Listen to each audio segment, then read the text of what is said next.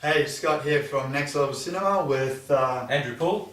and here we're going to talk about video in the home cinema. Absolutely. TV or projector? In a cinema room. In a cinema room, well, I want it big, so TV's getting bigger, but no TV's getting to 2.7 plus meters of width, so projector all the way. Yeah. I suppose we never really went to a movie in a proper cinema and walked in and saw a TV sitting there, right? Yeah, you don't walk in and see a big screen, you see a huge screen, and you know that's how movies are made and that's how they're intended. So what are the important factors in a home theatre? You know, if you're going to go to a real home cinema, and you know, quick point here, in Western Australia where we're based at the moment, builders build homes, and almost every home at the moment is coming out with a home theatre, right? True, we're lucky to have pretty good sized properties and good homes, so we've got dedicated rooms, we can control the light, and therefore this space can be tailor-made for it. So they've got the potential to have great home cinemas. They go out and they see a next level dealer and they start looking at projectors and screens, and there's a lot of different sizes and shapes of screens, right? Yeah, well look, I mean fundamental, a big screen is all relative to where you're sitting. You know, if you're a kilometre away, a massive screen is not very big. If you're 3 metres away, then you know a 3 or 4 metre wide screen is huge. So it's all relative. So what about, you know, those black bars, the top and bottom, and some screens are kind of squarish and rectangular-ish, and some are really wide. Shapes of screens, yeah. So you've got obviously high definition TV is 16 by 9, widescreen 16 by 9, which is moved from the 4 by 3 world, more square, now gone to 16:9. But our movies, you know, almost 80% of them are actually filmed in CinemaScope, which is the super widescreen, and we can get that at home now as well.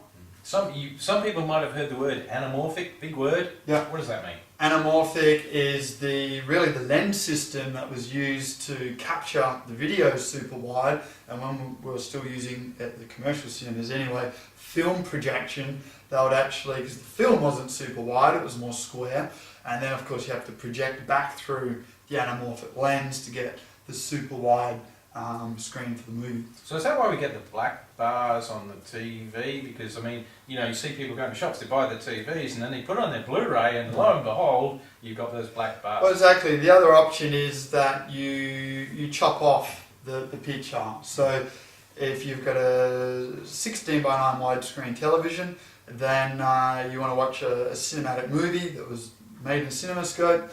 To see all of the picture, it has to fit inside the width, and therefore it's masked with these black bars up and down. So with a projection system now, if you get a CinemaScope type projection system and the right screen, you can now experience that true, really wide, great, high impact, Star Wars epic picture on your screen. Yeah, exactly. It wasn't until we started getting big CinemaScope screens at the home that people were saying to us, wow, it feels like the movies. Yeah. And before then, it was just big screen. So we need to work with the peripheral vision. That's why they design it. They've made CinemaScope because that's what makes people wow. So with projection, we can go to CinemaScope, and you know, if say in this room we're sitting 3 meters back and the screen image is about 2.7 wide, you can't do that with a 100-inch screen. All right, so let's kill one myth here, right here and now, and that is that, you know, we speak to a lot of people and they say to us, oh, I got a TV because projection system doesn't look as good as a TV, you know. If I have one of those buzzers in front of me right now, the bzzz, completely wrong, right? If it's done properly? Yeah, of course. You know, TVs have come a long way in the last 5 years. It's like, wow, look at that. And so is projection, but where do you see great projection? You know, the department stores might demo one in a horrendous space with a fluoro light, and it looks crap. These might be a couple of specialist stores around town that are demoing something nice. But yeah, look, projection technology's come a long way, and particularly in dedicated spaces with light control, you know, it's the only way you're going to get the size and the colour accuracy and the depth of the picture. It can be absolutely stunning. And at the end of the day, it's what they use at the commercial movies, and we all love going to the movies. Now we know from our own projects and projects we've worked on for next level dealers that we have been able to end up with a projection system that has got as much impact and power as any TV, with, you know, true clarity, with true focus, you know, really great experience. In fact, so much so that a lot of people have said, you know, they'd rather see that at home now than perhaps even in some of the big screens, because they can have that personalised, directly delivered into your home experience. It's the thing, we've got pretty much the same technologies that commercial cinemas do now. In fact, we do. So there's actually no reason to go to commercial cinema because it's better.